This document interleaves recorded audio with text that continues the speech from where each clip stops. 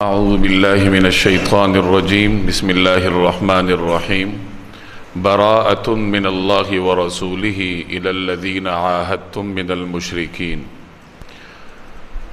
براءۃ من اللہ ورسولہ، یہ اللہ اور اس کے رسول کی طرف سے برات یعنی دستبرداری کا اعلان ہے۔ الی الذین عاہدتم من المشرکین، ان تمام مشرکین کے خلاف جن سے تم نے معاہدہ کیا ہوا ہے۔ یہ اللہ اور اس کے رسول کی طرف سے دستبرداری کا اعلان ہے ان تمام مشرکین کے خلاف جن سے تم نے معاہدہ کیا ہوا ہے۔ یہ سورہ برات کا آغاز ہے۔ اس سورت کے کئی نام آتے ہیں۔ اس کا معروف نام سورۃ التوبہ ہے، کیونکہ اس سورت میں کچھ صحابہ کرام کی توبہ کی قبولیت کا اعلان ہے، جس کا واقعہ آگے آپ کے سامنے آئے گا۔ تو ان کی توبہ اور اس کی قبولیت کے اعلان کی وجہ سے اس سورت کو سورہ توبہ کہا جاتا ہے۔ اس سورت کا ایک نام سورہ برات ہے۔ برات دستبرداری کو کہتے ہیں، یعنی برات کا اعلان کرنا کہ میں فلاں شخص سے بری ہوں، اس کو برات کہتے ہیں۔ تو اس میں چونکہ اللہ اور اس کے رسول کی جانب سے مشرکین سے دستبرداری کا اعلان کیا گیا ہے، اس وجہ سے اس سورت کو سورہ برات کہا جاتا ہے۔ اس کا ایک نام سورہ فاضحہ بھی ہے۔ فاضح کہتے ہیں رسوا کرنے والے کو، چونکہ اس سورت میں منافقین کا پول کھولا گیا ہے، مشرکین کے بارے میں سخت قسم کے احکامات ہیں، تو اللہ کے نافرمانوں کی رسوائی کا بیان اس سورت میں ہے، اس وجہ سے اس سورت کا ایک نام سورہ فاضحہ بھی ہے۔ اور بھی مختلف مفسرین نے اس کے نام ذکر کیے ہیں، لیکن یہ اس کے معروف نام ہیں جو میں نے عرض کیے ہیں۔ یہ سورت غزوہ تبوک کے بعد 9 ہجری میں نازل ہوئی، یعنی مدینہ منورہ میں ہجرت کے بعد نبی کریم صلی اللہ علیہ وسلم کی حیات طیبہ کے آخری حصے میں نازل ہونے والی سورتوں میں سے ایک یہ بھی ہے۔ 10 ہجری میں نبی کریم صلی اللہ علیہ وسلم حج کے لیے تشریف لے گئے تھے، اور 11 ہجری کے ربیع الاول میں جناب رسول اللہ صلی اللہ علیہ وسلم اس دنیا سے پردہ فرما گئے تھے، اور 9 ہجری میں یعنی 1.25 سال پہلے آپ صلی اللہ علیہ وسلم تبوک کے لیے تشریف لے گئے تھے۔ اس کے بعد اللہ تبارک و تعالی نے یہ سورت نازل فرمائی۔ اس سورت کے بارے میں ایک اہم بات سمجھنے کی یہ ہے کہ قرآن کریم میں اس سورت کے شروع میں بسم اللہ نہیں لکھی جاتی، جبکہ دیگر سورتوں کے آغاز میں آپ دیکھتے ہیں کہ بسم اللہ الرحمن الرحیم لکھی جاتی ہے، اور اس سورت کے آغاز میں نہیں لکھی جاتی۔ تو اس کی کیا وجہ ہے؟ تو اس کو ذرا سمجھ لیجئے۔ اللہ تبارک و تعالی نے قرآن کریم کی ترتیب اس طرح رکھی ہے، نبی کریم صلی اللہ علیہ وسلم وحی کے نازل ہونے کے بعد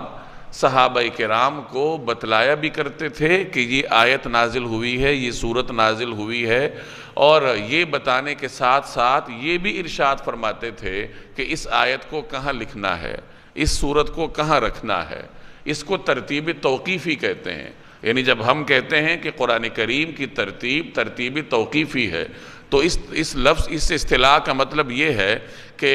نبی کریم صلی اللہ علیہ وسلم نے جس طریقے سے کاتبین وحی کو تلقین فرمایا، اسی طریقے اور اسی ترتیب کے مطابق کاتبین وحی نے سورتوں کو درج کیا ہے، آیات کو درج کیا ہے۔ اگر ایک ترتیب نزولی ہے قرآن کریم کی، جس ترتیب کے مطابق قرآن نازل ہوا ہے، تو ترتیب نزولی کو اگر دیکھا جائے تو ترتیب نزولی کے اعتبار سے سب سے پہلی سورت کون سی ہے؟ سورۃ القلم ہے۔ اقرأ بسم ربک الذی خلق، جو کہ سب سے پہلے نازل ہوئی، اور اس کو لکھوایا گیا ہے آخری پارے میں۔ تو ترتیب نزولی کے اعتبار سے پہلی سورت سورۃ القلم ہے، اور آخر میں جو نازل ہونے والی آیت ہے وَاتَّقُوا يَوْمًا تُرْجَعُونَ فِيهِ إِلَى اللَّهِ، مفسرین فرماتے ہیں کہ یہ آیت نبی کریم صلی اللہ علیہ وسلم پر سب سے آخر میں نازل ہوئی، اور یہ آیت سورہ بقرہ میں ہے۔ تو قرآن کریم کی ایک ترتیب نزولی ہے جس ترتیب کے مطابق وہ نازل ہوا ہے، اور دوسری ترتیب توقیفی ہے کہ جس ترتیب کے مطابق جناب رسول اللہ صلی اللہ علیہ وسلم نے قرآن کریم لکھوایا ہے۔ تو خلاصہ یہ نکلا کہ قرآن کریم جو لکھا گیا ہے وہ ترتیب نزولی کے مطابق نہیں ہے، بلکہ ترتیب توقیفی کے مطابق ہے کہ نبی کریم صلی اللہ علیہ وسلم نے جہاں کسی آیت کو لکھنے کا حکم دیا تو اس صحابی نے اسی ترتیب کے مطابق وہاں آیت لکھی ہے۔ دوسری بات یہ سمجھیے کہ اللہ نے جب کوئی سورت نازل کی ہے تو سورت کے آغاز میں عام طور پر بسم اللہ الرحمن الرحیم الگ سے نازل ہوتی تھی، بسم اللہ نازل ہوتی تھی، اور اس سے یہ معلوم ہوتا تھا کہ اب پچھلی سورت کا اختتام ہو چکا ہے اور اگلی سورت نئی سورت ہے۔ تو چونکہ جبریل نئی سورت کے ساتھ بسم اللہ بھی لے کر نازل ہوتے تھے، تو کاتبین وحی نے نبی کریم صلی اللہ علیہ وسلم کی تلقین کے مطابق سورتوں کے آغاز میں بسم اللہ الرحمن الرحیم بھی لکھی ہے، اور قرآن کریم کی سورہ برات کے علاوہ تمام سورتوں کے آغاز میں آپ کو بسم اللہ لکھی ہوئی نظر آتی ہے۔ البتہ جب سورہ برات نازل ہوئی تو روایات کے مطابق اس کے ساتھ بسم اللہ نازل نہیں ہوئی، اور نبی کریم صلی اللہ علیہ وسلم سے بھی اس بارے میں کچھ منقول نہیں ہے کہ آپ صلی اللہ علیہ وسلم نے صحابہ کرام کو اس سورت کے شروع میں بسم اللہ لکھنے کا حکم دیا ہو، اور اسی صورتحال کے ہوتے ہوئے جناب رسول اللہ صلی اللہ علیہ وسلم اس دنیا سے پردہ فرما گئے۔ جب حضرت عثمان رضی اللہ تعالی عنہ کے زمانے خلافت میں ان کے سامنے از سر نو قرآن کریم کو لکھنے کا مرحلہ آیا، یہ سوال آیا کہ قرآن کریم کو از سر نو لکھنا چاہیے، اس کی ترتیب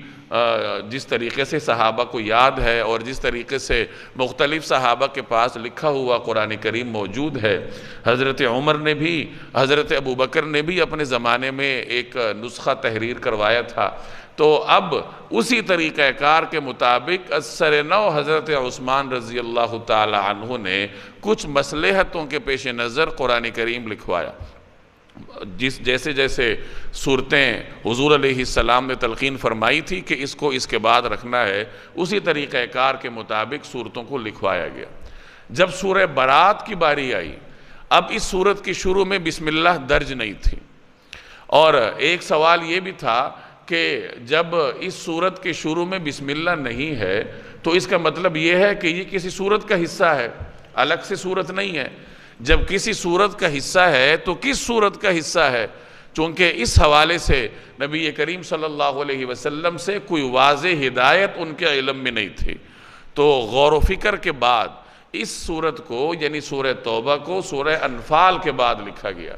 چونکہ اس کے مضامین سورہ انفال سے ملتے جلتے ہیں۔ سورہ انفال میں بھی اسلام کے قانون جنگ کا بیان ہے، اور اس صورت میں بھی اسلام کا قانون جنگ اور قانون صلح بیان ہوا ہے، تو چونکہ ان دونوں صورتوں کے مضامین ایک جیسے ہیں تو مناسب یہ سمجھا گیا کہ سورہ توبہ کو سورہ انفال کے بعد لکھوایا جائے، اور درمیان میں بسم اللہ نہیں لکھی گئی کہ چونکہ اس سورت کو اسی سورت کے تکملے اور تتمے کے طور پر لکھوایا گیا، اس وجہ سے درمیان میں بسم اللہ نہیں لکھی گئی۔ لیکن بہرحال چونکہ ایک شبہ یہ تھا کہ یہ سورت کہیں مستقل سورت نہ ہو اور دیگر سورتوں کی طرح تسلسل سے یہ دونوں صورتیں ایک سورت کے طور پر نازل نہیں ہوئی تھیں، تو فرق کے لیے درمیان میں تھوڑی سی جگہ چھوڑی جاتی ہے۔ تو اس وجہ سے سورہ انفال اور سورہ توبہ کو اس طریقے سے لکھا جاتا ہے کہ سورہ انفال کے اختتام کے بعد تھوڑی سی جگہ چھوڑ کر آگے پھر براءۃ من اللہ ورسولہ سے آغاز کیا جاتا ہے، اور درمیان میں بسم اللہ نہیں لکھی جاتی۔ اس سے دونوں پہلوؤں کی رعایت ہو جاتی ہے کہ چونکہ اس کے شروع میں بسم اللہ نازل نہیں ہوئی تھی، اور اس سے یہ اشارہ ملا کہ یہ سورت الگ سے سورت نہیں ہے، کسی سورت کا حصہ ہے۔ اب کس سورت کا حصہ ہے؟ تو غور و فکر کے نتیجے میں اس نتیجے پر صحابہ کرام پہنچے، سیدنا عثمان غنی رضی اللہ تعالی عنہ، کہ اس کو سورہ انفال کا حصہ بنایا جائے۔ لیکن چونکہ بہرحال یہ دونوں صورتیں اس طریقے سے ایک صورت کے طور پر نازل نہیں ہوئی تھی جس طرح اور صورتیں نازل ہوئی ہیں، سورہ بقرہ ہے یا سورہ آل عمران ہے، تو فرق کے لیے دونوں صورتوں کے درمیان تھوڑی سی جگہ چھوڑی گئی تاکہ دونوں پہلوؤں کی رعایت ہو جائے۔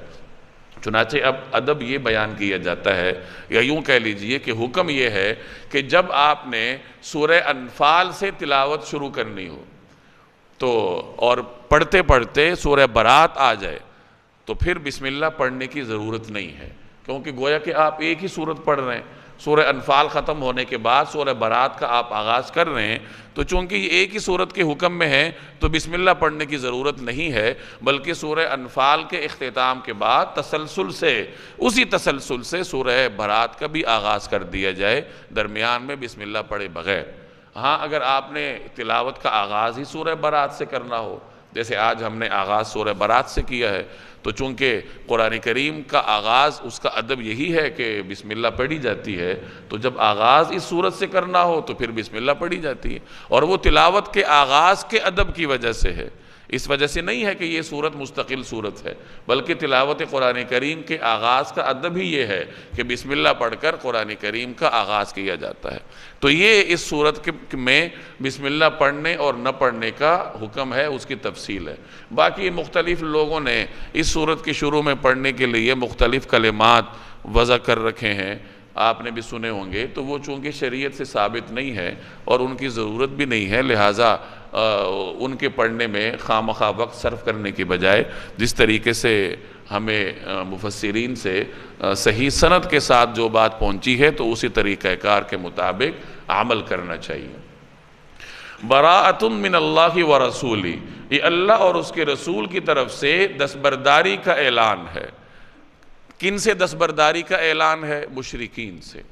یہاں تھوڑی سی تفصیل میں عرض کر دیتا ہوں کہ دستبرداری کس سے تھی اور کس قسم کی دستبرداری تھی۔ ہجرت کے بعد 6 ہجری میں، یعنی ہجرت کے 6 سال، نبی کریم صلی اللہ علیہ وسلم نے قریش سے ایک معاہدہ فرمایا، جسے سیرت کی کتابوں میں صلح حدیبیہ کے نام سے یاد کیا جاتا ہے، چونکہ یہ حدیبیہ کے مقام پر ہوا تھا، اس معاہدے کو صلح حدیبیہ کہتے ہیں۔ اس معاہدے میں یہ طے ہوا تھا کہ مسلمانوں اور قریش کے درمیان 10 سال تک جنگ بندی رہے گی، باہمی جنگ نہیں ہوگی، امن کے ساتھ رہیں گے۔ اور یہ بھی طے ہوا تھا کہ جو دیگر قبائل ہیں، مسلمانوں اور قریش کے علاوہ جو دیگر قبائل ہیں، ان قبائل کو اختیار ہوگا کہ وہ اس معاہدے میں شامل ہونے کے لیے معاہدے کے دونوں فریق میں سے کسی فریق کے ساتھ شامل ہو جائیں، یعنی چاہیں تو قریش کے ساتھ معاہدہ کر لیں، قریش کے ساتھ اپنا اتحاد کر لیں، اور اس اتحاد کے نتیجے میں وہ بھی اس معاہدے کا حصہ بن جائیں گے، اور چاہیں تو مسلمانوں کے ساتھ اتحاد کر لیں تو وہ اس معاہدے کے دونوں فریقوں میں سے مسلمانوں کی جانب سے سمجھے جائیں گے اور اس معاہدے کا حصہ بن جائیں گے۔ چنانچہ 2 ایسے قبائل تھے جنہوں نے قریش اور مسلمانوں سے اتحاد کیا۔ ایک قبیلہ بنو بکر تھا، اس نے قریش کا حلیف بننا پسند کیا، اور ایک قبیلہ بنو خزاعہ تھا، اس نے مسلمانوں کا حلیف بننا پسند کیا۔ تو اس طریقے سے معاہدے کے جو قریش والا فریق تھا اس میں قریش کے ساتھ بنو بکر بھی شامل ہو گئے اور مسلمانوں کے ساتھ بنو خزاعہ بھی شامل ہو گئے۔ اب ان دونوں پر، یعنی بنو بکر اور بنو خزاعہ پر بھی وہی احکامات لاگو ہوتے تھے جو کہ معاہدہ کرنے کے اصل فریق مسلمانوں اور قریش پر لاگو ہوتے۔ اب کچھ عرصہ تو قریش نے اس معاہدے کا احترام کیا، لیکن کچھ عرصہ گزرنے کے بعد یوں ہوا کہ بنو بکر نے بنو خزاعہ پہ حملہ کیا۔ یہ قبیلے آپس میں حریف تھے، بنو بکر نے بنو خزاعہ پہ حملہ کیا، اور قریش چونکہ بنو بکر کے حلیف تھے تو انہوں نے بنو بکر کے ساتھ مل کر بنو خزاعہ پر ظلم و ستم کیا۔ اب یہ حدیبیہ کے معاہدے کو توڑنے کا اعلان تھا، کیونکہ اس میں یہ طے ہوا تھا کہ دونوں فریقوں میں سے جو بھی قبیلہ کسی کے ساتھ اتحاد کر لے اس پہ معاہدے کے احکامات لاگو ہوں گے۔ اب بنو خزاعہ پر حملہ کرنا ایسا تھا جیسے مسلمانوں پہ حملہ کیا جائے۔ بنو خزاعہ نے جا کر رسول اللہ صلی اللہ علیہ وسلم کے دربار میں فریاد کی کہ اس طریقے سے انہوں نے ہمارے اوپر ظلم و ستم کیا ہے، تو اس کے جواب میں نبی کریم صلی اللہ علیہ وسلم نے قریش پر حملہ کرنے کا ارادہ بنایا کہ چونکہ اب انہوں نے معاہدہ توڑ دیا ہے تو معاہدہ توڑنے کے بعد وہ اس لائق نہیں ہے کہ ان کے ساتھ امن کے ساتھ رہا جائے، بلکہ اب وقت آ گیا ہے کہ مسلمان مکہ کو فتح کریں۔ اور اس ارادے کو حضور علیہ السلام نے بہت خفیہ رکھا، اور بہت خفیہ طریقے سے آپ صلی اللہ علیہ وسلم نے مسلمانوں کو جنگی تیاری کا حکم دیا، اور مسلمانوں نے مدینہ سے کوچ بھی کیا۔ جب تک مسلمان مکہ کے قریب نہیں پہنچے تھے اس وقت قریش کو خبر نہیں ہوئی تھی کہ مسلمان ان پر حملہ کرنے کے لیے روانہ ہو چکے ہیں۔ غزوہ احزاب کے بعد ویسے بھی قریش مسلمانوں پر حملہ کرنے کی جرت نہیں کر سکتے تھے، وہ ہر ممکن طریقے سے دیکھ چکے تھے، خود بھی مسلمانوں پر حملہ کر کے دیکھ چکے تھے بدر اور احد میں، اور غزوہ خندق میں مختلف لوگوں کو ساتھ ملا کر ایک متحدہ لشکر ترتیب دے کر بھی حملہ کر کے دیکھ چکے تھے، پھر بھی کامیابی نہیں ہوئی تھی۔ تو اب جب مسلمان اس طریقے سے ان کے سر پر آ گئے تو قریش مقابلہ کرنے کی جرت نہ کر سکے، اور انہوں نے رسول اللہ صلی اللہ علیہ وسلم سے رحم کی اپیل کی۔ آپ صلی اللہ علیہ وسلم نے مکہ کو فتح فرمایا، اور اس طریقے سے جب انہوں نے مزاحمت نہیں کی، چھوٹی موٹی مزاحمت مختلف مقامات پر ہوئی تھی، حضرت خالد بن ولید اور کچھ صحابہ کرام کے دستے کے ساتھ قریش کے نوجوانوں کی تھوڑی بہت جھڑپیں ہوئی تھیں، لیکن کوئی بڑی جنگ نہیں ہوئی، اور اس طریقے سے مکہ نبی کریم صلی اللہ علیہ وسلم کے کنٹرول میں آ گیا، مسلمانوں کے قبضے میں آ گیا۔ اب قریش یہ وہی لوگ تھے جنہوں نے ہجرت سے پہلے مسلمانوں پر ظلم و ستم کا بازار گرم کیا تھا، اور ہجرت کے بعد یہود اور منافقین مدینہ کے ساتھ مل کر مسلمانوں کا سکون ختم کرنے کی کوششیں کی تھی، پھر صلح کا معاہدہ کرنے کے بعد معاہدے کو توڑا تھا، تو وہ تو کسی رحم کے مستحق نہیں تھے، لیکن ان کی خوش قسمتی یہ تھی کہ ان کا سامنا رحمت للعالمین سے تھا۔ چنانچہ رسول اللہ صلی اللہ علیہ وسلم نے ان سے فرمایا لا تثریب علیکم اليوم یغفر اللہ لکم وہو ارحم الراحمین۔ وہی بات ارشاد فرمائی جو حضرت یوسف علیہ السلام نے اپنے بھائیوں سے ارشاد فرمائی تھی کہ آج تمہیں کوئی سزا نہیں دی جائے گی اور جاؤ تم سب آزاد ہو۔ حضور علیہ السلام نے بھی ان سے یہی فرمایا کہ انتم الطلقاء، کہ تم سب آزاد ہو، یعنی تمہیں جنگی قیدی بنا کر غلام نہیں بنایا جا رہا بلکہ تم کیا ہو؟ آزاد ہو۔ اب اس طریقے سے مکہ مکرمہ مکمل طریقے سے جناب رسول اللہ صلی اللہ علیہ وسلم کے قبضے میں آ گیا۔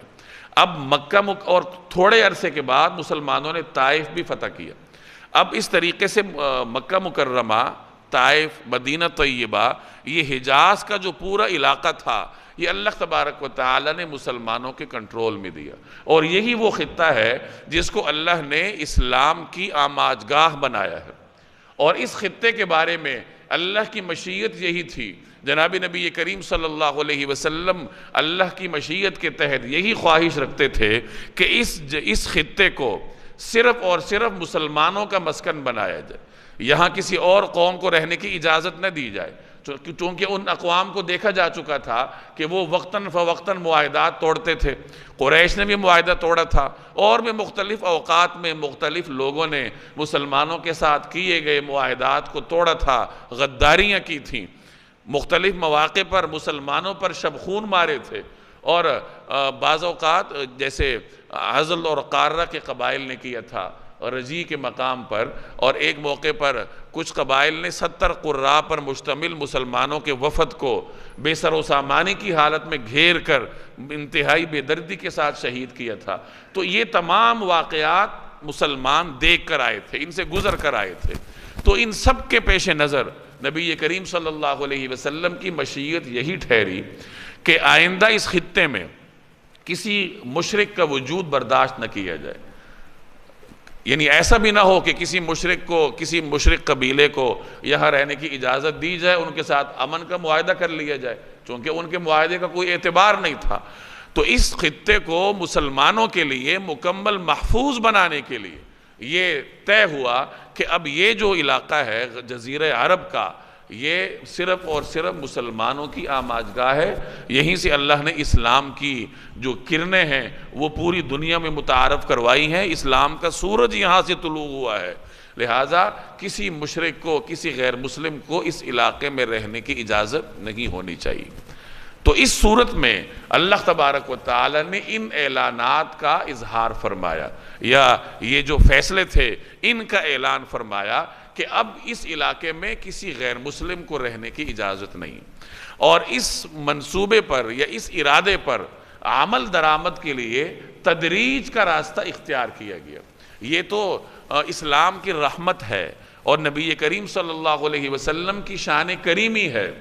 کہ ان دشمنوں کو جنہوں نے معاہدے توڑے تھے ان کو بھی یکبارگی نہیں کہا گیا کہ نکلو یہاں سے، راتوں رات ان کو نہیں نکالا گیا، بلکہ تدریج کا معاملہ اپنایا گیا، آہستہ آہستہ اس علاقے کو مشرکین سے خالی کروایا گیا۔ تو اس تفصیل سے یہ نقطہ آپ سمجھ لیجئے کہ اس خطے کو، جزیرہ عرب کو صرف اور صرف مسلمانوں کے لیے خاص کیا جانا تھا، اور اس مقصد کے لیے مرحلہ وار کچھ اقدامات کرنے تھے، اور ان کی تفصیل آپ کو اس سورت کی ابتدائی آیات میں ملے گی۔ دوسری بات یہ سمجھیں کہ جس زمانے میں یہ آیات نازل ہوئی اس وقت یہاں مشرکین کی مختلف اقسام رہتی تھی، یعنی جو مشرک تھے ان کا مسلمانوں کے ساتھ طرز عمل مختلف طریقوں سے تھا۔ ان میں سے کچھ مشرکین ایسے تھے جن کا مسلمانوں کے ساتھ سرے سے کوئی معاہدہ ہی نہیں تھا، یعنی مسلمانوں کے ساتھ وہ کسی ایگریمنٹ میں نہیں تھے، کسی معاہدے میں نہیں تھے۔ تو ان مشرکین کو یہ کہا گیا کہ یا تو اسلام قبول کر لو اگر یہاں رہنا ہے، اور اگر اسلام قبول نہیں کرتے تو پھر تمہیں یہاں سے جانا ہوگا، اور تمہیں 4 ماہ کی مہلت دی جاتی ہے۔ 4 ماہ غور و فکر کے لیے کافی ہوتے ہیں، 4 ماہ غور و فکر کر لو اور پھر تمہیں فیصلہ کرنا ہوگا کہ یا تو مسلمان ہو جاؤ اور یا پھر یہ خطہ چھوڑ کے چلے جاؤ، بصورت دیگر تمہیں مسلمانوں کے ساتھ جنگ کے لیے تیار ہونا ہوگا۔ یہ وہ لوگ تھے جن کا مسلمانوں کے ساتھ کوئی معاہدہ نہیں تھا۔ دوسرے نمبر پر وہ مشرک تھے جن کا مسلمانوں کے ساتھ معاہدہ تھا لیکن اس معاہدے کی تحدید نہیں تھی۔ معاہدہ 2 قسم کا ہوتا ہے، بعض اوقات معاہدے کی تحدید ہوتی ہے کہ ہم 10 سال تک یہ معاہدہ کرتے ہیں، یا یہ معاہدہ 5 سال تک رہے گا، اور کبھی بغیر تحدید کے ہوتا ہے۔ تو وہ مشرکین جن کے ساتھ مسلمانوں کا معاہدہ نہیں ہے، پہلے نمبر پر ان کو 4 ماہ کی مہلت دی گئی، اور دوسرے نمبر پر وہ مشرکین جن کے ساتھ معاہدہ ہے لیکن تحدید نہیں ہے، ان کو بھی 4 ماہ کی مہلت دی گئی کہ اب تم یہی سمجھو کہ وہ جو غیر محدود معاہدہ تھا وہ اب 4 ماہ تک محدود ہو گیا، 4 ماہ غور و فکر کر لو، اور اس کے بعد پھر تمہارے پاس 2 آپشنز ہوں گے، یا تو اسلام قبول کرنا ہوگا، مسلمان بن کر یہاں رہنا ہوگا، اور یا پھر تمہیں اس خطے کو چھوڑنا ہوگا، بصورت دیگر مسلمانوں کے ساتھ تمہیں جنگ کے لیے تیار ہونا پڑے گا۔ تیسرے نمبر پر وہ مشرکین تھے جن کے ساتھ مسلمانوں کا معاہدہ تھا اور معاہدہ کی تعیین تھی، یعنی محدود معاہدہ تھا، تو اور انہوں نے معاہدہ توڑا بھی نہیں تھا، تو ان کے بارے میں مسلمانوں کو یہ کہا گیا کہ جنہوں نے تمہارے ساتھ کوئی معاہدہ کیا ہے اور محدود معاہدہ کیا ہے، یعنی مدت متعین ہے، اور انہوں نے کوئی خلاف ورزی بھی نہیں کی، تو انصاف کا تقاضا یہ ہے کہ ان کے ساتھ معاہدہ پورا کر لو۔ چنانچہ بعض قبائل جیسے قبیلہ بنو زمرہ کے بارے میں مفسرین لکھتے ہیں کہ ان کے ساتھ مسلمانوں کا معاہدہ ہوا تھا،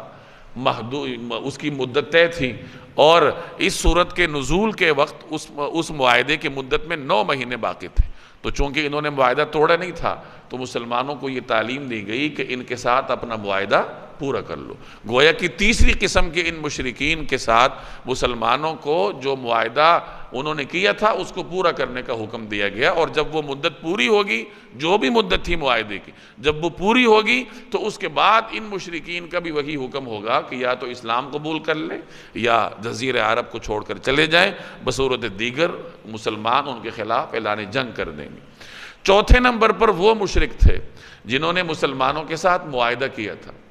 اور اس معاہدے کو توڑا تھا، جیسے مشرکین تھے، مشرکین مکہ اور قبیلہ بنو بکر والے جنہوں نے بنو خزاعہ پہ حملہ کیا تھا اور مسلمانوں کے ساتھ حدیبیہ کے مقام پر جو معاہدہ کیا تھا انہوں نے توڑا تھا۔ ان مشرکین کو کسی قسم کی مہلت نہیں دی گئی، لیکن چونکہ یہ سورت جب نازل ہوئی تو یہ وقت اشہر حرم کا تھا۔ آپ جانتے ہیں کہ 4 مہینوں کو حرمت والے مہینے کہا جاتا ہے، ان میں سے 3 مہینے اکٹھے ہیں، ذی قعد ہے، ذی الحج ہے، محرم ہے، یہ 3 ماہ اکٹھے ہیں، اور چوتھا مہینہ رجب ہے۔ یہ سورت جب نازل ہوئی تھی تو یہ حج کا موقع تھا 9 ہجری میں، اور حج چونکہ ذی الحج میں ہوتا ہے، ذی الحج کا موقع چونکہ اشہر حرم میں شامل تھا، اور ان دنوں میں جنگ تو ہو نہیں سکتی تھی، تو اس وجہ سے انہیں اشہر حرم ختم ہونے کی مہلت دی گئی کہ جب تک اشہر حرم باقی ہیں تمہیں اس وقت تک مہلت ہے۔ یہ جو اعلان ہوا تھا یہ 10 ذی الحج کو ہوا تھا، اور 10 ذی الحج کے بعد محرم کے اختتام تک ان کے پاس 1 ماہ اور 20 دن تھے۔ تو یہ مہلت ان کو دی گئی کہ جب تک یہ اشہر حرم باقی ہیں اس وقت تک تمہارے ساتھ کوئی جنگ نہیں کی جائے گی۔ تم سوچ سمجھ لو اشہر حرم کے اختتام کے بعد اگر تم یہاں سے نہ گئے اور اسلام بھی قبول نہ کیا تو پھر مسلمانوں کو تمہارے خلاف اعلان جنگ کرنا ہوگا، اور تمہیں اللہ تبارک و تعالی مسلمانوں کی تلواروں کے ذریعے مزہ چکھائے گا۔ تو اس طریقے سے فتح مکہ کے بعد مشرکین کی 4 اقسام تھیں، یا یوں کہہ لیجئے کہ اس صورت کے نازل ہوتے وقت مشرکین کی 4 قسمیں تھیں، اور ان 4 قسموں کے الگ الگ احکامات اللہ تبارک و تعالی نے اس صورت میں نازل فرمائے۔ خلاصہ میں پھر عرض کر دیتا ہوں کہ وہ مشرکین جن کا مسلمانوں کے ساتھ معاہدہ نہیں ہے، نمبر 1، نمبر 2، اور وہ مشرکین جن کے ساتھ مسلمانوں کا معاہدہ تو ہے لیکن اس کی مدت طے نہیں ہے، تو ان دونوں کو 4 ماہ کی مہلت دی گئی۔ تیسرے نمبر پر وہ مشرک جن کے ساتھ معاہدہ ہے اور اس کی مدت طے ہے، تو اس مدت کو پورا کرنے کا حکم دیا گیا۔ اور چوتھے نمبر پر وہ مشرکین جنہوں نے معاہدہ توڑا تھا ان کو صرف اشہر حرم کا موقع دیا گیا کہ یہ جو حرمت کے مہینے ہیں یہ گزر جائیں تو اس کے بعد تمہاری مہلت ختم ہو جائے گی۔ تو ان احکامات کا بیان اس سورت کی ابتدائی آیات میں آپ کو ملے گا۔ ایک اہم بات یہ سمجھیے اس سورت کے بارے میں کہ جب یہ سورت نازل ہوئی تو یہ حج کا موقع تھا۔ مسلمان اس وقت حضرت ابوبکر صدیق رضی اللہ تعالی عنہ کی قیادت میں حج کے لیے جا چکے تھے۔ یہ فتح مکہ کے بعد پہلا موقع تھا جب حج کا موقع آیا۔ فتح مکہ سے پہلے تو مسلمان حج کے لیے جا ہی نہیں سکتے تھے، چونکہ مکہ مکرمہ یہ کفار کے قبضے میں تھا۔ 8 ہجری میں مسلمانوں نے مکہ فتح کیا تھا، اور اس کے بعد جب حج کا موقع آیا تو یہ پہلا موقع تھا جب حج مسلمانوں کی نگرانی میں ہونا تھا۔ تو رسول اللہ صلی اللہ علیہ وسلم بنفس نفیس حج کے لیے تشریف نہیں لے گئے۔ اس کی اپنی حکمتیں تھیں۔ ایک حکمت اس میں سے یہ بھی تھی کہ چونکہ اب تک مشرکین کے لیے حج کی ممانعت کا اعلان نہیں ہوا تھا، یعنی اس حج میں مسلمانوں کے ساتھ مشرک بھی شامل ہونے تھے اور انہوں نے اپنے طریقے سے حج کرنا تھا۔ تو اس طریقہ کار کے ہوتے ہوئے نبی کریم صلی اللہ علیہ وسلم اپنا حج ادا فرمائیں، اللہ تبارک و تعالی کی مشیت یہ نہیں تھی۔ اس وجہ سے رسول اللہ صلی اللہ علیہ وسلم 9 ہجری کے حج میں بذات خود تشریف نہیں لے گئے، اور مسلمانوں کی قیادت کے لیے آپ صلی اللہ علیہ وسلم نے حضرت ابوبکر صدیق رضی اللہ تعالی عنہ کو امیر الحج بنا کر روانہ کیا، اور ان کی نگرانی میں مسلمانوں نے حج کے ارکان ادا فرمائے۔ اور ادھر یہ صورت نازل ہوئی، اس کی جو ابتدائی آیات ہیں جن میں مشرکین سے برات کا اعلان کیا گیا ہے، یہ آیات نازل ہوئیں۔ تو ان آیات کا اعلان کرنے کے لیے نبی کریم صلی اللہ علیہ وسلم نے حضرت علی رضی اللہ تعالی عنہ کا انتخاب فرمایا، اور ان کو اپنی سواری عزبہ پر سوار کیا، اور عزبہ پر سوار کر کے نبی کریم صلی اللہ علیہ وسلم نے سیدنا علی کو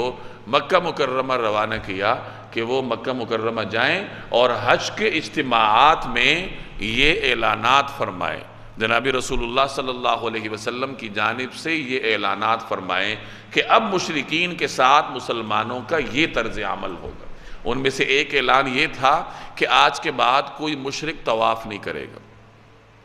آج کے بعد عریاں حالت میں طواف نہیں کیا جائے گا۔ مشرکین چونکہ عریاں حالت میں طواف کرتے تھے، ان کا اپنا ایک نقطہ نظر تھا کہ جن کپڑوں میں ہم گناہ کرتے ہیں ان کپڑوں میں ہم طواف کیسے کریں گے۔ تو یا تو وہ حرم کے جو متولی تھے یعنی قریش، یا تو ان سے کپڑے عاریتاً لے کر ان میں طواف کرتے تھے، اور اگر وہاں سے نہ ملتے تو وہ عریاں حالت میں طواف کرتے تھے، چاہے مرد ہوں یا عورتیں۔ تو اس موقع پر اس اعلان کو واضح کیا گیا کہ آج کے بعد عریاں حالت میں طواف نہیں کیا جائے گا۔ اور دوسرا اعلان یہ ہوا کہ مشرکین کے جو مختلف قبائل ہیں، جیسے 4 قسمیں میں نے شروع میں عرض کی، اب آئندہ ان کے ساتھ مسلمانوں کا یہ طرز عمل ہوگا اور اتنی مہلت ان کو دی جائے گی۔ اور ایک اعلان یہ ہوا کہ آج کے بعد مشرک جو ہے وہ حج کے لیے نہیں آئے گا، یعنی حج جو ہے وہ مشرکین کے لیے شجر ممنوع ہے، چونکہ یہ ایک عبادت ہے، اور عبادت اسی طریقے سے کی جائے گی جیسے اللہ تبارک و تعالیٰ کے احکامات ہیں۔ مشرکین نے حضرت ابراہیم علیہ السلام کے طریقہ کار کو تبدیل کیا ہوا تھا، اپنے طریقے سے حج کرتے تھے، تو اس موقع پر یہ اعلان کیا گیا کہ اس کے بعد مشرکین حج میں شرکت نہیں کر سکیں گے۔ اور اگلے سال چونکہ مشرکین کے لیے ممانعت تھی تو نبی کریم صلی اللہ علیہ وسلم کی قیادت میں پھر مسلمانوں نے حج کے جو اراکین تھے وہ ادا کیے۔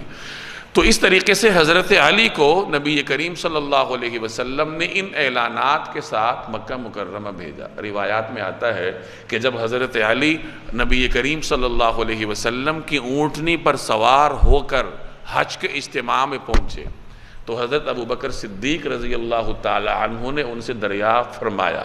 کہ آپ امیر کی حیثیت سے تشریف لائے ہیں یا مامور یعنی ماتحت کی حیثیت سے تشریف لائے؟ تو حضرت علی نے جواب دیا کہ میں ماتحت کی حیثیت سے آیا ہوں، یعنی امیر آپ ہی رہیں گے، البتہ مجھے یہ اعلانات کرنے کے لیے جناب رسول اللہ صلی اللہ علیہ وسلم نے بھیجا ہے۔ یہاں مفسرین نے ایک نقطہ لکھا ہے کہ اعلان حضرت ابوبکر بھی کر سکتے تھے، حضرت علی ہی سے اعلان کیوں کروایا گیا؟ تو اس میں عرب کے کلچر کو مد نظر رکھا گیا۔ مفسرین نے یہاں لکھا ہے کہ اس زمانے میں عربوں کا یہ کلچر تھا کہ اگر کسی قوم کا، کسی قبیلے کا، کسی دوسرے قبیلے کے ساتھ کوئی معاہدہ ہو اور اب اس قوم کے سردار نے اس معاہدے کو ختم کرنا ہو، ختم کرنے کا اعلان کرنا ہو، تو عربوں کا رواج یہ تھا کہ معاہدہ ختم کرنے کا اعلان عام طور پر سردار یا اس کا کوئی قریبی رشتہ دار ہی کیا کرتا تھا۔ اب یہ بھی معاہدہ ختم ہونے کا اعلان تھا، اور حضرت علی رضی اللہ تعالی عنہ نبی کریم صلی اللہ علیہ وسلم کے چچزاد بھائی تھے،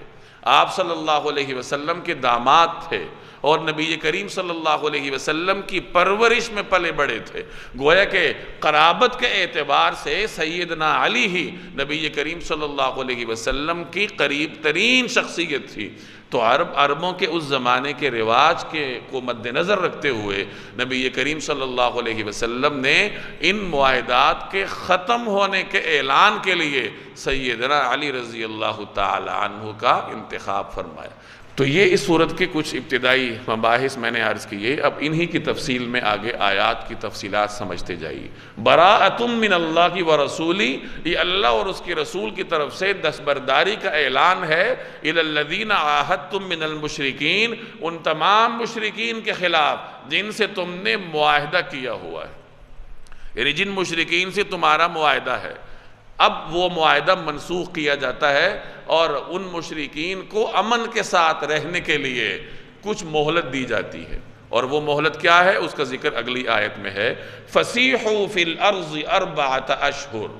لہٰذا تمہیں 4 مہینوں تک اجازت ہے کہ تم سرزمین میں آزادی سے گھومو پھرو۔ وَاعْلَمُوا، اور جان لو، انکم غیر معجز اللہ، کہ تم اللہ کو عاجز نہیں کر سکتے، وَأَنَّ اللَّهَ مُخْزِي الْكَافِرِينَ، اور یہ بات بھی کہ اللہ اب کافروں کو رسوا کرنے والا ہے۔ سیحو سیاحت سے ہے، گھومنے پھرنے کو کہتے ہیں، اربعہ 4 کو کہتے ہیں، یعنی 4 ماہ تک تم گھومو پھرو۔ عرب کی سرزمین میں تمہیں 4 ماہ تک گھومنے پھرنے کی اجازت ہے آزادی سے، امن کے ساتھ، اور ان 4 مہینوں میں تم غور و فکر کر لو، 4 مہینوں کے بعد پھر تمہارے پاس مہلت نہیں رہے گی، یا تو تمہیں دائرہ اسلام میں داخل ہونا پڑے گا یا اس علاقے کو چھوڑنا پڑے گا، بصورت دیگر مسلمانوں کے خلاف مسلمان تمہارے خلاف اعلان جنگ کریں گے۔ اب یہ مشرکین کی اقسام میں سے 2 قسموں کا بیان ہے، ایک وہ قسم جن کے ساتھ مسلمانوں کا کوئی معاہدہ نہیں ہے تو ان کو 4 ماہ کی مہلت دی گئی، اور دوسری وہ قسم جن کے ساتھ معاہدہ ہے لیکن اس کی تحدید نہیں ہے، اب اس کی تحدید کر دی گئی کہ تم 4 ماہ تک رہ سکتے ہو، 4 ماہ کے بعد پھر صورتحال بدل جائے گی۔ وَأَذَانٌ مِّنَ اللَّهِ وَرَسُولِهِ إِلَى النَّاسِ، اور اللہ اور اس کے رسول کی طرف سے تمام انسانوں کے لیے یہ اعلان کیا جاتا ہے، یوم الحج الاکبری، حج اکبر کے دن، اور حج اکبر کے دن اللہ اور اس کے رسول کی طرف سے تمام انسانوں کے لیے یہ اعلان کیا جاتا ہے ان اللہ بریء من المشرکین، کہ اللہ بھی مشرکین سے دستبردار ہو چکا ہے، ورسولہ، اور اس کا رسول بھی۔ اب یہ دستبرداری کا اعلان کیا جا رہا ہے کہ اللہ اور اس کا رسول تم سے بری ہیں۔ فَإِن تُبْتُمْ، اب اگر تم توبہ کر لو، یعنی اے مشرکو اگر تم اب توبہ کر لو، فَهُوَ خَيْرٌ لَكُمْ، تو یہ تمہارے حق میں بہت بہتر ہوگا۔ وَإِن تَوَلَّيْتُمْ، اور اگر تم نے منہ موڑے رکھا، فَاعْلَمُوا، تو یاد رکھو، أَنَّكُمْ غَيْرُ مُعْجِزِ اللَّهِ، کہ تم اللہ کو عاجز نہیں کر سکتے۔ وَبَشِّرِ الَّذِينَ كَفَرُوا بِعَذَابٍ أَلِيمٍ، اور تمام کافروں کو ایک دکھ دینے والے عذاب کی خوشخبری سنا دو۔ یہ اسی آیت کی تفصیل ہے کہ یہ جو اعلان ہوا یہ کب ہوا؟ حج اکبر کے دن ہوا۔ حج اکبر کے دن سے مراد 10 ذی الحج کا دن ہے۔ دو اصطلاحات سمجھ لیجئے، حج اکبر اور حج اصغر۔ حج اصغر عمرے کو کہا جاتا ہے، اور حج اکبر اس عبادت کو کہتے ہیں جسے ہم حج کہتے ہیں، یعنی ذی الحج کے دنوں میں مخصوص طریقہ کار کے مطابق حرم میں عبادات سر انجام دینا، منا میں جانا، عرفات میں جانا، اسے قرآن کی اصطلاح میں حج اکبر کہتے ہیں۔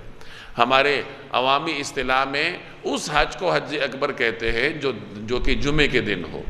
تو جمعے کے دن جو حج ہو اس کی فضیلت اپنی جگہ ہے کہ اس میں دو فضائل جمع ہو جاتے ہیں، عرفہ کا دن بھی اور جمعے کا دن بھی، لیکن بہرحال اس کو حج اکبر کہنا یہ ہمارے ہاں ایک عوامی اصطلاح ہے۔ علمی اصطلاح میں ہر حج حج اکبر ہے، اور عمرے کو حج اصغر اس کے مقابلے میں کہا جاتا ہے۔ تو یہاں حج اکبر کے دن سے مراد حج کا دن ہے، یعنی 10 ذی الحج جب مسلمان حج کے اراکین ادا کر کے منا کے میدان میں موجود تھے تو وہ 10 ذی الحج کا دن تھا، تو اسے حج اکبر کا دن کہا گیا۔ تو اسی دن سیدنا علی رضی اللہ تعالی عنہ نے حج کے مختلف اجتماعات میں اللہ تبارک و تعالیٰ کے یہ احکامات لوگوں کو پڑھ کر سنائے کہ اب صورتحال اس کے بعد تبدیل ہوگی، اور مشرکین کو ان شرائط پر اس مہلت کے تحت یہاں جزیرہ عرب میں رہنے کی اجازت ہوگی۔ إِلَّا الَّذِينَ عَاهَدتُّم مِّنَ الْمُشْرِكِينَ، البتہ جن مشرکین سے تم نے معاہدہ کیا۔ یہ پچھلی آیت میں کہا کہ مشرکین کو دردناک عذاب کی خوشخبری سنا دو، یعنی اب ان کو اللہ مسلمانوں کے تلواروں کا ذائقہ چکھائے، اور مشرکین کو یہاں سے نکلنے کا حکم ہے 4 ماہ کے بعد۔ لیکن جیسے میں نے عرض کیا کہ جن کے ساتھ مسلمانوں کا معاہدہ تھا اور وہ کسی خاص مدت کے لیے تھا اور انہوں نے معاہدہ توڑا بھی نہیں تھا، تو انصاف کا تقاضا یہی تھا کہ ان کے ساتھ معاہدہ پورا کیا جائے، تو اس کا حکم اس آیت میں ہے۔ إِلَّا الَّذِينَ عَاهَدتُّم مِّنَ الْمُشْرِكِينَ، البتہ جن مشرکین سے تم نے یعنی مسلمانوں نے معاہدہ کیا، ثُمَّ لَمْ يَنْقُصُوكُمْ شَيْئًا، پھر ان لوگوں نے تمہارے ساتھ عہد میں کوئی کوتاہی نہیں کی، وَلَمْ يُظَاهِرُوا عَلَيْكُمْ أَحَدًا، اور تمہارے خلاف کسی کی مدد بھی نہیں کی، یعنی معاہدہ پورا کیا ہے۔ فَأَتِمُّوا إِلَيْهِمْ عَهْدَهُمْ إِلَى مُدَّتِهِمْ، تو ان کے ساتھ کیے ہوئے معاہدے کی مدت کو پورا کرو۔ إِنَّ اللَّهَ يُحِبُّ الْمُتَّقِينَ، بے شک اللہ تعالیٰ احتیاط کرنے والوں کو پسند کرتا ہے۔ یعنی احتیاط اور تقوی اسی میں ہے کہ وہ مدت پوری کی جائے، یہی انصاف کا تقاضا ہے، اور مسلمانوں سے بڑھ کر انصاف کا علمبردار کون ہو سکتا ہے؟ تو مسلمانوں کو حکم دیا گیا کہ ان لوگوں کے ساتھ اپنا معاہدہ پورا کر لو۔ یہ مشرکین کی 3 اقسام کا بیان ہوا، وہ جنہوں نے معاہدہ ہی نہیں کیا، اور وہ جنہوں نے معاہدہ کیا ہے لیکن اس کی مدت نہیں ہے، انہیں 4 ماہ کی مدت دی گئی، مہلت دی گئی، اور جنہوں نے معاہدہ کیا ہے اور اس کی مدت ہے تو اس مدت کو پورا کرنے کی ہدایت دی گئی۔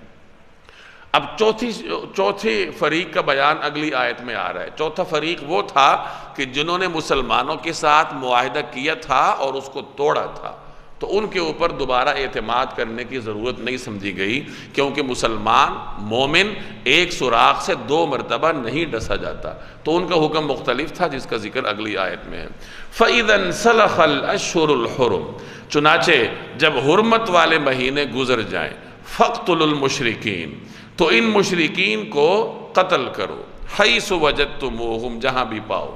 کن مشرکین کو؟ مفسرین فرماتے ہیں کہ وہ مشرکین جنہوں نے مسلمانوں کے ساتھ بد عہدی کی تھی، عہد کی خلاف ورزی کی تھی، غداری کی تھی، تو اب ان کے لیے یہ مہلت ہے کہ وہ اشہر حرم تک تو رہ سکتے ہیں، چونکہ ان مہینوں میں تو مسلمان جنگ نہیں کر سکتے، لیکن یہ مہینے ختم ہوتے ہی مسلمانوں کو ان کے خلاف اعلان جنگ کرنا ہوگا۔ وَخُذُوهُمْ، اور انہیں پکڑو، وَاحْصُرُوهُمْ، اور انہیں گھیرو، وَقْعُدُوا لَهُمْ كُلَّ مَرْصَدٍ، اور انہیں پکڑنے کے لیے ہر گھات کی جگہ تاک لگا کر بیٹھو۔ مرصد کہتے ہیں رصدگاہ، تاک لگا کر بیٹھنے کی جگہ، کمین گاہ۔ فَإِن تَابُوا، اب اگر وہ توبہ کر لیں، وَأَقَامُوا الصَّلَاةَ، اور نماز قائم کریں، وَآتَوُا الزَّكَاةَ، اور زکوٰۃ ادا کریں، فَخَلُّوا سَبِيلَهُمْ، تو ان کا راستہ چھوڑ دو، إِنَّ اللَّهَ غَفُورٌ رَحِيمٌ، یقیناً اللہ بہت بخشنے والا بڑا مہربان ہے۔ تو یاد رکھیے کہ اس آیت کا تعلق عرب کے ان مشرکین سے ہے جنہوں نے مسلمانوں کے ساتھ بدعہدی کی تھی اور غداری کی تھی، تو ان کے بارے میں یہ اعلان ہوا کہ اللہ اور اس کا رسول تم سے برات کا اعلان کرتا ہے،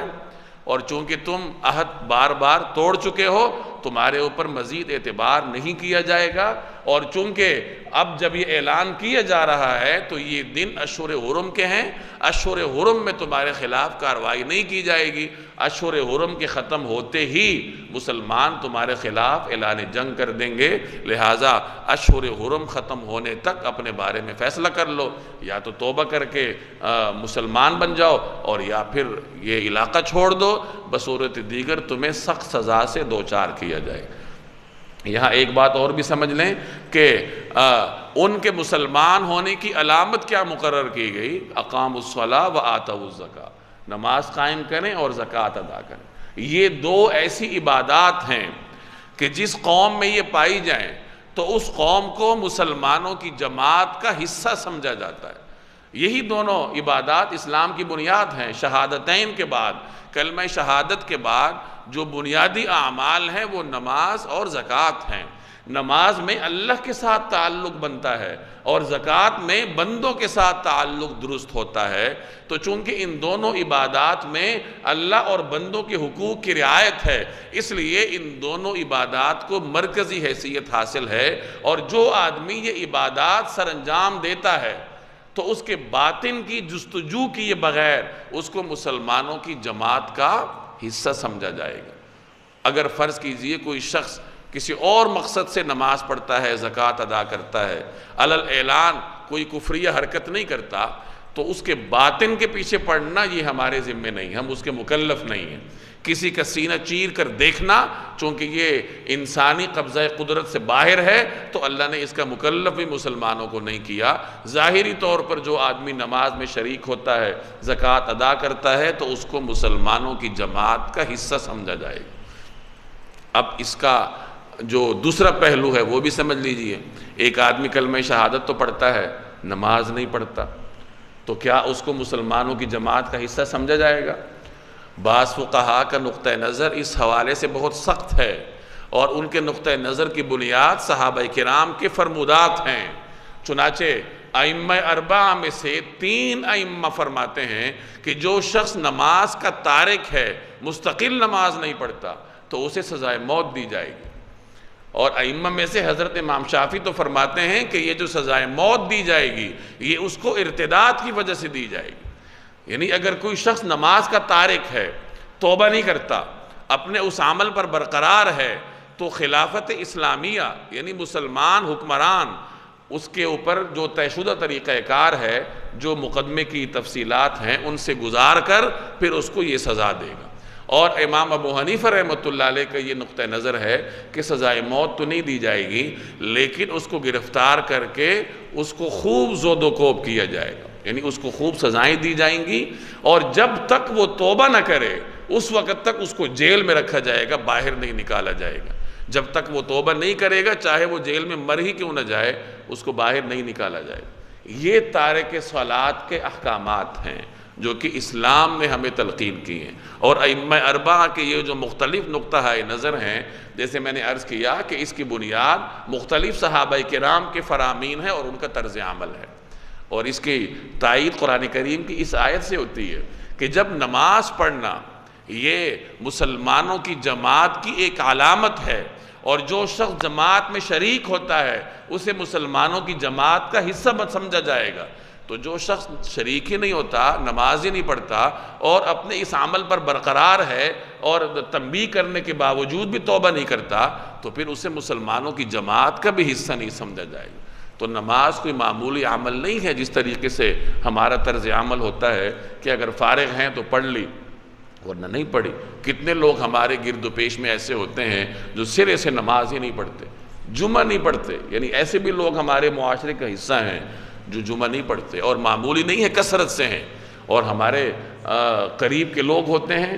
ہمارے کان پر جوں تک نہیں رینگتی، ہمیں کوئی پرواہ بھی نہیں ہوتی، ہم خود جا کے نماز پڑھ لیتے ہیں اور مطمئن ہوتے ہیں کہ حق ادا ہو گیا۔ حق ادا نہیں ہوا۔ ہمارے ذمے صرف خود نماز پڑھنا نہیں بلکہ ہم اقامت صلاۃ کے مکلف ہیں۔ اقامت صلاۃ کا مطلب نماز قائم کرنا، یعنی نماز کا ماحول پیدا کرنا۔ اب اس میں ہر شخص اپنی انسانی استعداد اور اپنی صلاحیت کے پیش نظر وہ کوشش کرے گا، میں جس ماحول میں کام کرتا ہوں، جس دفتر میں کام کرتا ہوں، یا جس محلے میں رہتا ہوں، جس گھر میں رہتا ہوں، میرے گرد و پیش میں جتنے لوگ ہیں، میں حکمت اور مصلحت کو پیش نظر رکھتے ہوئے اپنی قدرت کے مطابق کوشش کروں گا کہ یہاں نماز کا ماحول بن جائے۔ ہاں، آپ کی بار بار تلقین کے باوجود، آپ کی کوشش کے باوجود اگر کوئی نہیں آتا تو آپ اللہ کے ہاں عذر پیش کر سکیں گے، لیکن سرے سے کوشش ہی نہ کرنا، بے نمازی کو نماز کی تلقین ہی نہ کرنا، یہ ایک مسلمان کو زیب نہیں دیتا۔ تو یہاں مشرکین سے یہی کہا گیا کہ توبہ کر لو، اور جو اسلام کے ظاہری احکامات ہیں، نماز کی جماعت میں شریک ہونا، زکوٰۃ ادا کرنا، یہ شروع کر دو تو تم مسلمان سمجھے جاؤ گے اور تم امن کے ساتھ یہاں رہو گے۔ حضرت ابوبکر صدیق رضی اللہ تعالی عنہ کے زمانے میں کچھ لوگوں نے زکوٰۃ دینے سے انکار کیا۔ انہوں نے کہا کہ ہم نماز پڑھیں گے، کلمہ بھی پڑھتے ہیں، ہم سارے احکامات پہ عمل کریں گے، لیکن ہم خلافت اسلامیہ کو زکوٰۃ ادا نہیں کریں گے۔ تو حضرت ابوبکر صدیق نے انہیں مسلمانوں کی جماعت سے خارج تصور کیا اور ان کے خلاف جہاد کا اعلان کیا، اور یہ زمانہ بہت نازک تھا۔ نبی کریم صلی اللہ علیہ وسلم کو پردہ فرمائے زیادہ دن نہیں گزرے تھے، مسلمان نازک ترین دور سے گزر رہے تھے۔ 9 اور 10 ہجری میں بہت سارے لوگ مسلمان ہوئے تھے، اسلام پھیلا تھا، بہت سارے لوگ نو مسلم تھے، ان میں سے لوگوں کے مرتد ہونے کے امکانات پیدا ہو گئے تھے، کچھ لوگوں نے ارتداد کا اعلان بھی کیا تھا، اور کچھ لوگوں نے کہا تھا کہ ہم صرف زکوٰۃ نہیں دیں گے۔ تو حالات نازک تھے، تو ان نازک حالات میں صحابہ نے، حضرت عمر جیسے صحابی نے حضرت ابوبکر صدیق سے درخواست کی کہ آپ اس وقت جہاد کا اعلان مت فرمائیے، تھوڑا سا مسلمانوں کی ریاست مضبوط ہو جائے تو پھر بعد میں ان کے خلاف کارروائی کر لیں گے۔ لیکن حضرت ابوبکر صدیق چٹان کے مانند کھڑے تھے، چونکہ رسول اللہ صلی اللہ علیہ وسلم کی جانشین تھے، تو انہوں نے فرمایا کہ جو شخص زکوٰۃ میں دینے سے ایک رسی کا بھی انکار کرے، میں اس کے خلاف بھی جہاد کروں گا۔ اور یہ بھی فرمایا کہ اگر مجھے یہ خوف ہو کہ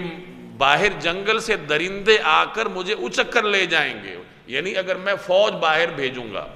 یہ ان سے کہا گیا تھا کہ اگر فوج باہر چلی گئی تو مدینہ خالی ہو جائے گا، پھر اگر کوئی حملہ کر لے گا تو کون دفاع کرے گا؟ ابوبکر صدیق نے فرمایا کہ اگر مجھے جنگل کے درندے بھی اچک کر لے جائیں تو میں پھر بھی فوج کو روانہ کروں۔ چنانچہ انہوں نے اس موقع پر منکرین زکوٰۃ کے خلاف جہاد کیا، اور جو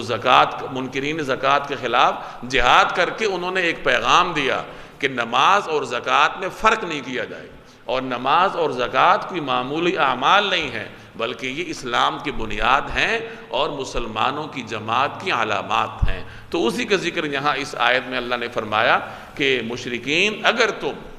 توبہ کر لو، نماز شروع کر دو، زکوٰۃ ادا کرنا شروع کر دو، تو تمہیں مسلمانوں کی جماعت کا حصہ سمجھا جائے گا، اور جب وہ یہ اعمال شروع کر دیں تو مسلمانوں سے کہا گیا کہ پھر ان کا راستہ چھوڑ دو، یعنی پھر ان کے خلاف کوئی کارروائی نہ کرو، اب وہ تمہاری جماعت کا ہی حصہ سمجھے جائیں گے۔ وَإِنْ أَحَدٌ مِّنَ الْمُشْرِكِينَ اسْتَجَارَكَ، اور اگر مشرکین میں سے کوئی تم سے پناہ مانگے، فَأَجِرْهُ، تو اسے پناہ دے دو، حتیٰ یسمع کلام اللہ، جب تک وہ اللہ کا کلام سن لے، یعنی اسے اس وقت تک پناہ دو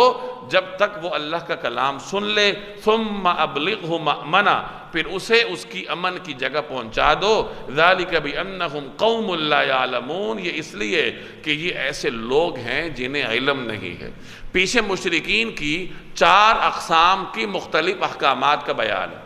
کہ فلاں قسم کے مشرک کو اتنی مہلت حاصل ہے۔ اب اس آیت میں یہ حکم دیا جا رہا ہے کہ اگر کسی مشرک کی مہلت پوری ہو جائے، یعنی 4 ماہ پورے ہو گئے، یا اس کے ساتھ جو معاہدے کی مدت طے کی گئی تھی وہ پوری ہو گئی، اور اس کے بعد وہ یہ درخواست کرتا ہے کہ مجھے امان چاہیے، مجھے پناہ چاہیے، مجھے کچھ وقت کے لیے پناہ دے دو، تو مسلمانوں سے کہا گیا کہ اس کو پناہ دے دو، وہ آپ کے معاشرے میں رہے تاکہ اللہ کا کلام سنے، اور کچھ وقت تک اس کو رکھو، اور اس کے بعد اسے امن کی جگہ پہنچا دو، یعنی پھر اس کے بعد اس کو اس جگہ سے روانہ کر دو، کسی پرامن جگہ میں اس کو پہنچانے کا انتظام کر لو۔ اب اس میں بھی اسلام کی شان کریمی کا بیان ہے کہ مہلت کے بعد بھی اگر کوئی مشرک رہنا چاہتا ہے، درخواست کرتا ہے کہ مجھے یہاں اب رہنے کا تو حق نہیں ہے لیکن میں آپ سے پناہ مانگ رہا ہوں، اس زمانے میں پناہ آج کل کی ویزے کا قائم مقام سمجھ لیجیے کہ میں آپ سے پناہ مانگ رہا ہوں، یعنی آپ سے اجازت مانگ رہا ہوں، مجھے اپنی پناہ میں، اپنے امان میں یہاں رہنے کی اجازت دیں، تو یہاں اس آیت میں مسلمانوں کو حکم دیا گیا کہ اس کو محدود وقت کے لیے پھر پناہ میں لے لیجئے، اس کو جگہ دے دیں۔ اس سے کئی باتیں سامنے آتی ہیں۔ ایک تو یہ کہ اگر کوئی غیر مسلم مسلمانوں کے معاشرے میں کچھ عرصے کے لیے رہنا چاہتا ہے تاکہ وہ مسلمانوں کے دینی ماحول کو دیکھے، تو مسلمانوں کو یہ ترغیب دلائی گئی ہے کہ اس کو رکھو، جیسے یہاں فرمایا حتیٰ یسمع کلام اللہ، جب تک وہ اللہ کا کلام سن لے، یعنی اللہ کا کلام سنے گا، مسلمانوں کو قریب سے دیکھے گا، اسلام کے احکامات پر عمل کرتا ہوا مسلمانوں کو دیکھے گا، تو ہو سکتا ہے کہ اس کے دل میں اسلام گھر کر لے۔ یعنی مسلمانوں کو ایسا طرز عمل اختیار کرنا چاہیے کہ غیر مسلموں کے دلوں میں اسلام گھر کر جائے۔ تو اگر کوئی غیر مسلم اجازت طلب کرتا ہے تو مسلمانوں کی ریاست کو اس کو اجازت دینی چاہیے، اور اس کے ساتھ ساتھ یہ تنبیہ بھی کی گئی کہ اس پر نظر رکھو، یعنی اسے آزاد نہ چھوڑو، عین ممکن ہے وہ کوئی خطرناک عزائم لے کر آیا ہو، تو اس پر نظر رکھو، کچھ عرصہ اسے اپنے پاس رکھو، اور اس کے بعد اسے کسی پرامن جگہ پر روانہ کر دو، مزید اس کو مسلمانوں کے معاشرے میں رہنے کی اجازت نہ دو۔ تو یہی احکامات اس آیت سے ثابت ہوتے ہیں۔ یہاں تک مشرکین کے 4 اقسام اور ان کے متعلق جو مختلف احکامات تھے ان کا بیان ہوا۔